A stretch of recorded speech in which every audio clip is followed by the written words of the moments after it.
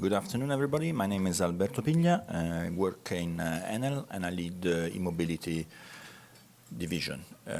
Thanks for having me here, and I'll give a short speech about our view of electric mobility in general and from the point of view of a utility, which I think is relevant to note, and especially a point of view of a utility that is working to open up the market of electric mobility and is already putting efforts into managing eventual challenges in grid thanks to operations of smart charging. How to go into this?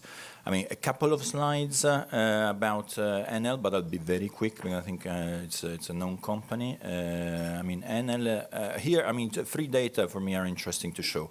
The first one is the 44 million digital meters that ENEL has installed from 2000 onwards.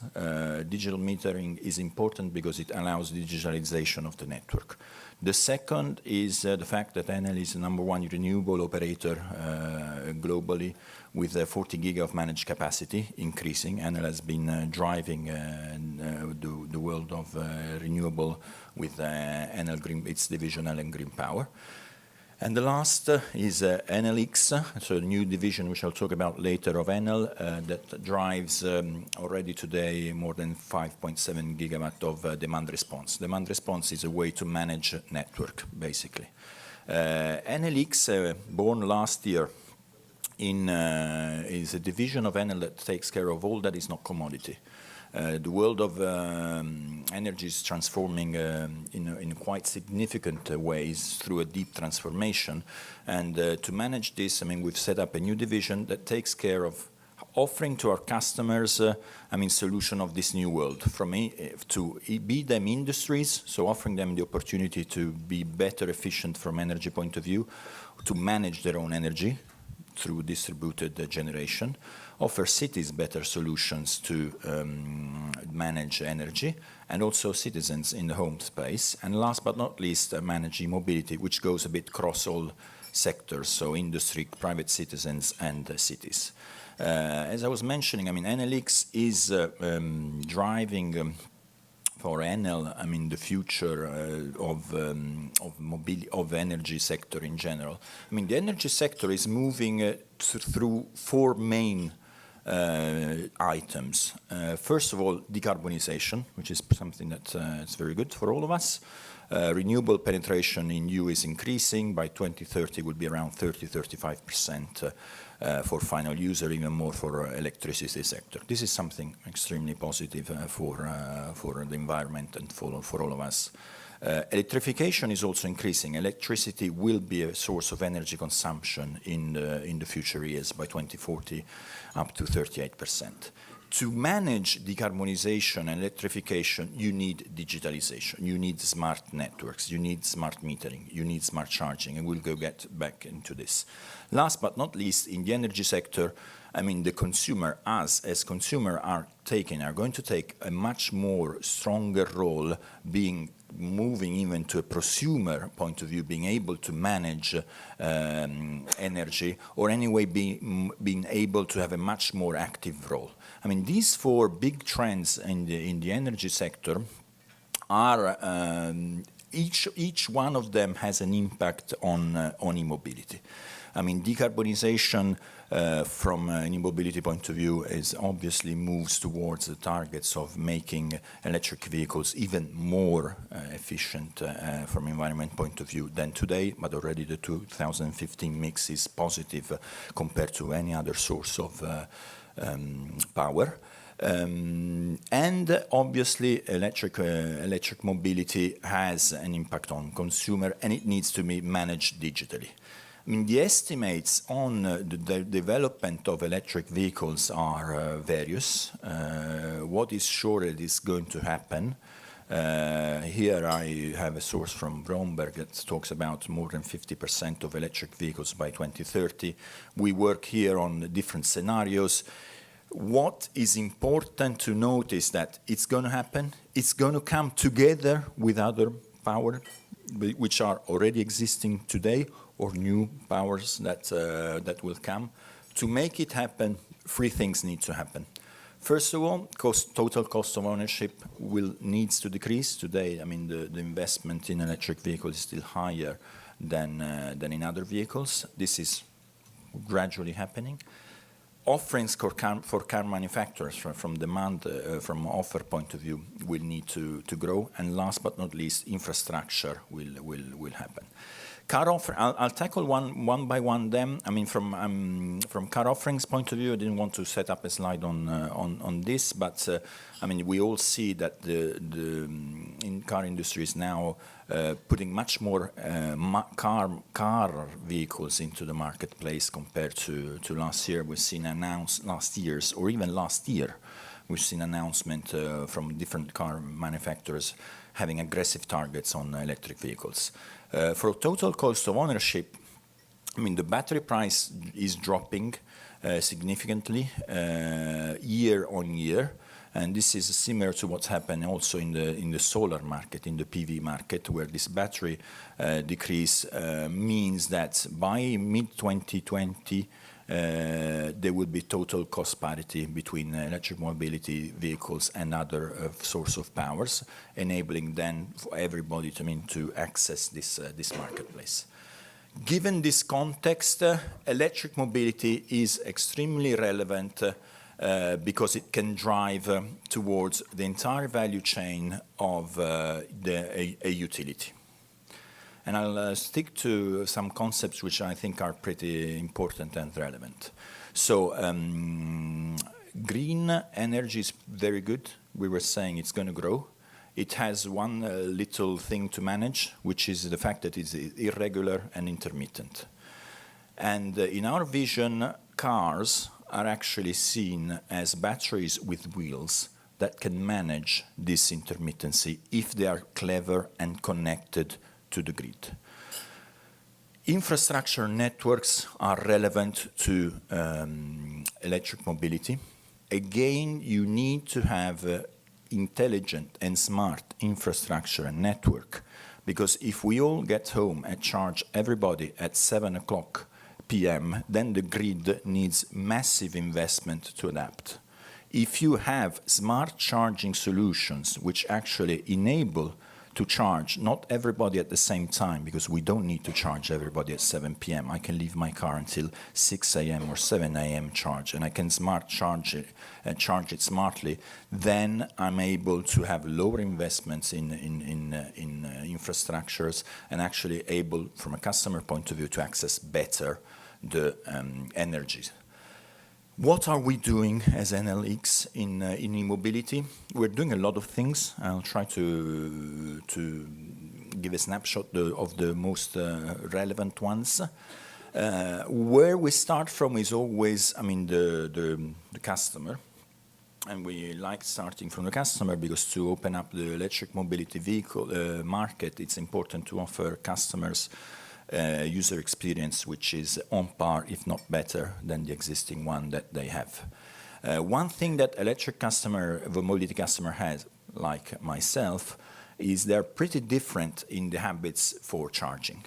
The first thing is that you can actually, if you have the possibility to charge at home, you actually get home, get your car plugged in, forget about it, and the morning after it's charged. You don't need to go to a certain place to go and charge. This is a massive thing from a cultural point of view, and it's a big thing because you can spend more time doing other things. Another nice place where you can charge is actually offices.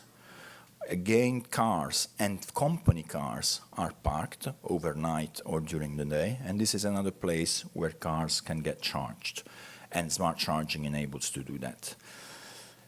Another couple of things, and so these are number 3, 4, and 5 in this slide, are regarding electric vehicle consumers and users, is the fact that you actually don't need to go, as I was saying, unless you're traveling, you're doing a long trip. If you're in the city, you can actually stop, do something else, and get your car charged. Being there, shopping, being there, going to the cinema, or even moving with other means. In this world, our role as ENEL and in general as a utility is to open up the market of electric mobility, The first thing to do is to place, where possible, public infrastructure in order to avoid the so-called range anxiety. The fact that, I mean, you're not able to, or you're afraid of being stranded. And we're doing this. We've started to do this in Italy. We're going to do other investments in Spain and Romania. In Italy, we've launched a plan that by 2022 will put more than 14,000 infrastructure in place. We are going to place around 3,000 by this year. We already signed deals with more than 100 cities and different customers to install up to already today 2,000 infrastructure in the Italian market. This will now enable to get out of a thing which is called the chicken and egg. Do I put more offer from a car manufacturer in where there is no infrastructure, or do I put infrastructure because or don't put infrastructure because I don't have a car offer? As Enel, we've decided to start doing this investment in order to allow the opening up of the market. This is not the only part of the market which is relevant, because as we were talking about before, from a customer point of view, it's also relevant to have a charging station in private environments, being companies or homes, because that's the best place where you can actually charge. We don't believe that electric mobility, even if I'm focusing a lot on vehicles, it's just about private vehicles. It's a lot about public transportation. We're doing some very interesting experiments in markets like Chile on electric buses, where we are, together with the municipalities, already running lines of electric buses since some years.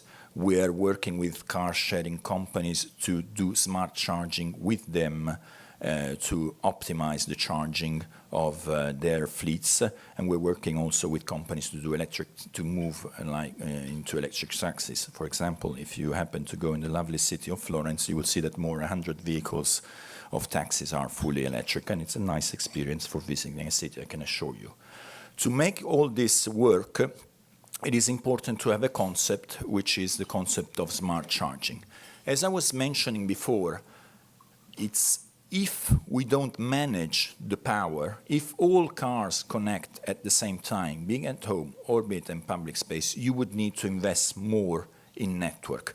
But if you use digitalization, if you use smart grids, you actually don't need to do this, or you need to do this much less, because you can charge the cars at the moments where it's better. What you need is actually charging solutions that are connected to a central platform that aggregate cars, and that are able to aggregate them and charge and decide when it's better to charge them or recharge them.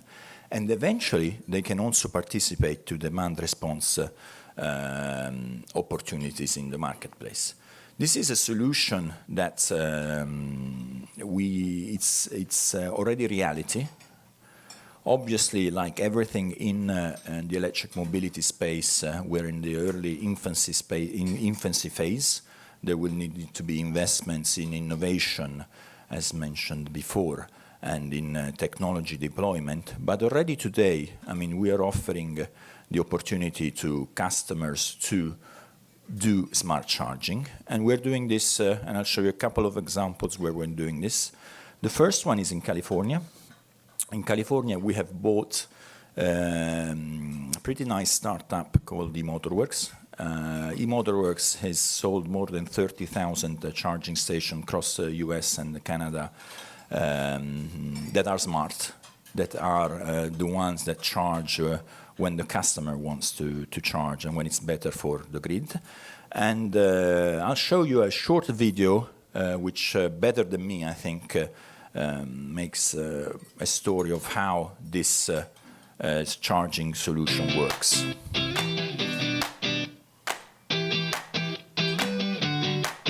JuiceNet is the first EV charging solution that pays you to charge your car. Throughout the day, spiky electric demands often forces utilities and grid operators to run dirty and expensive peaker plants, driving up energy costs up to 30 times higher than average. Spiky demand also strains the grid and increases infrastructure costs, all of which results in high electricity rates for you. JuiceNet helps eliminate these costly, dirty, and dangerous events by temporarily reducing your charging rate when the grid is strained. Everything is done automatically through second-by-second control from the JuiceNet cloud platform. JuiceNet also helps increase penetration of renewable generation from solar and wind by timing charging to the highest production from those clean power sources. JuiceNet does all of this without you ever noticing it. It learns when you need your car by and coordinates your charging automatically to help balance the grid and generate rewards for you. Need your car charged immediately? No problem. Just let JuiceNet know through smart controls in the palm of your hand. With JuiceNet's Smart Grid EV charging, you can easily make hundreds of dollars. That's a car payment, a trip to the mountains, or a few nights out on the town.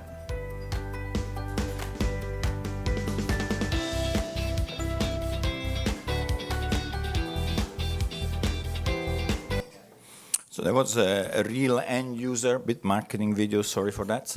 But I think it was better than my words, because it tells you, I mean, how a consumer can, without any problem from his or her side, I mean, get his or her car charged overnight and access to better tariffs and access also to better forms of energy. This is something which is existing. It's not something of the future. It's done. We're doing it in California, but as ENEL, we don't work only in doing things in US. We do a lot of things also in Europe. We're able to aggregate cars and do demand response services today already, and we're also able to do evolution of smart charging services, which is the so-called vehicle-to-grid. Vehicle-to-grid is a concept that basically acts in a way that the car is connected to the grid and is able to not only absorb power from the grid, but also give it back in a way that it can support the grid when it is needed. And this is something that we have been piloting with Nissan in Copenhagen in a pilot exercise, where we were able to aggregate more than 30 cars and participate to frequency regulation markets, letting the customer also earn some money. So to close my speech, I think it is important as e-mobility evolves that we continue to consider the importance of smartness of infrastructure. We need to invest in smart charging infrastructure. From an energy market, it's important to allow cars to participate to the energy market through aggregation, and obviously, and this is something that we strongly believe, we want to continue to promote the stricter CO2 emission standards, regardless of the power, obviously, from a technology-neutral point of view. And I think it's important to avoid the so-called range anxiety that public charging rollout in Europe continues, and continues not only within the TNT core networks, but also in a wider scope, because there are many urban areas which are outside of this TNT core network that actually need infrastructure. That's it, and I'm here available for questions later. Thank you very much.